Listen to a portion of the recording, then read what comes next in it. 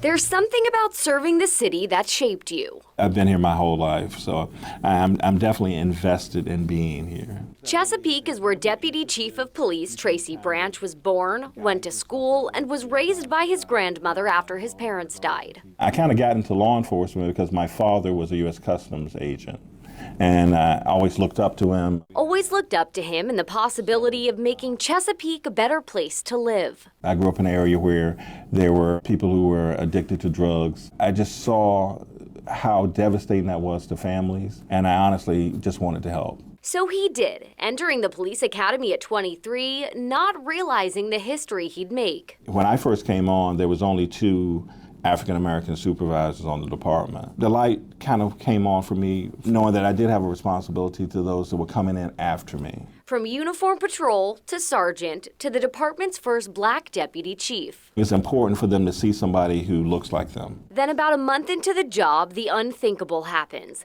A gunman kills 6 people inside of the Walmart on Battlefield Boulevard. We were making decisions that we knew were going to be impactful. We had to make sure that we trusted each other. He's talking about the trust between himself and Police Chief Mark Selesky, which has been decades in the making. Branch says the two were partners in narcotics some 30 years ago, never expecting the November tragedy. I think we're still recovering, honestly.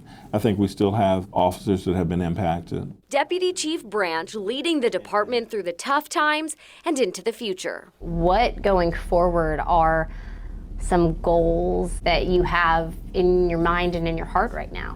One of the things we want to do is to keep reducing, obviously, our crime rate. We want to make sure that we are moving forward with some of our recruitment goals, making sure we're reflective of our community.